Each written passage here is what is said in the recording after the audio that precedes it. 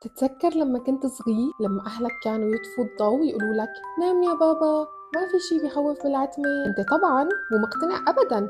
ليه؟ لأنه بنفس اللحظة يلي بيقولوا لك فيها ما في شي بيخوف أبدا انت شايف شكل غريب بالغرفة، الجاكيت معلق وعم يتطلع فيك، وخزانة الثياب مفتوحة وكأنه باب لعالم من الجن. أما المصيبة الكبرى هي تحت التخت، في مخلوق صغير قاعد ناطرك طلع رجلك لحتى يسحبك. بس ليش هيك؟ ليش العتمة تحديداً؟ شو فيها بيخلي أقوى الرجال وأكبر عقول العالم إذا طفيت الضوء بيتحولوا لطفل صغير متخبي تحت الغطاء؟ هات لنشوف. بدي خبرك عن موقف حقيقي صار مع شاب اسمه عامر، مهندس عاقل راشد، وبيقلك أنا ما بخاف من شي. مرة طفي عنده ضوء البيت بالليل الساعة 2 تقريباً، ما في حدا غيره بالبيت. عامر قال لحاله أنا زلمة كبير، شو بدي خاف يعني؟ قام بكل شجاعة وراح يشوف القاطع الكهرباء يلي عند باب البيت، وهو عم يمشي بيحلف انه حس انه شعر جسمه كله وقف، وحس كأنه في عيون عم تطلع عليه من ورا، وصار يتلفت، وبالنهاية وصل لقاطع الكهرباء بسرعة، رفعه، ولما رجع الضوء اكتشف انه تعرق وبرد وخاف من ولا شيء على الإطلاق. طيب ليش هيك صار مع عامر؟ وليش بصير هيك معنا كلياتنا؟ هلا علميا العتمة بحد ذاتها ما في أي شيء بيخوف، المشكلة هو بالدماغ البشري. هذا المخلوق الغريب بيكره شيء اسمه عدم الوضوح أو الفراغ المعلوماتي.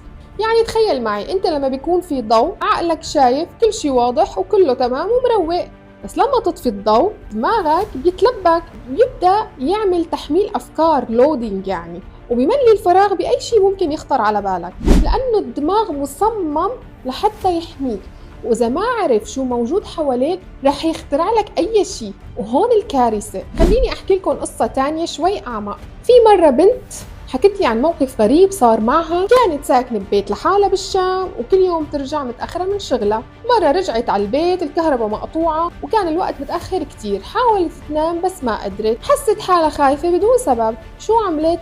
قررت تتصل برفيقتها على التليفون، بس رفيقتها ما ردت عليها. هون بلشت تحس حالها عن جد وحيدة بالعالم، والخوف صار يزيد ويزيد ويزيد، وصارت تحس حالها كأنها طفلة صغيرة. بهاللحظة دماغها صار يعطيها كل الذكريات السيئة وبلشت تبكي، وحست لأول مرة إنه الخوف من العتمة ما هو خوف من الأشباح، هو خوف من الوحدة، خوف من الهشاشة، خوف من إنه ما يكون حدا جنبك بهالدنيا لما تحتاجه.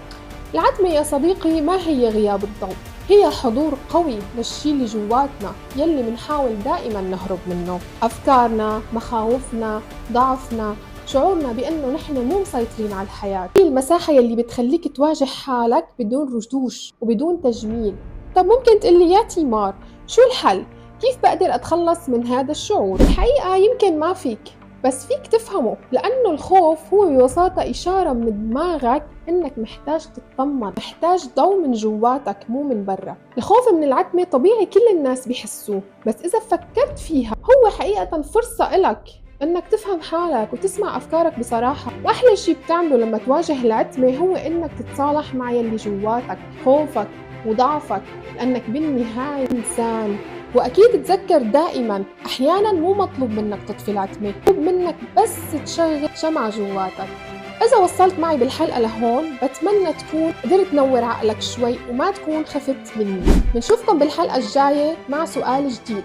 كان معكم تيمار، لا تنسوا الاشتراك بالقناة، اكتبوا لي كومنت. سلام.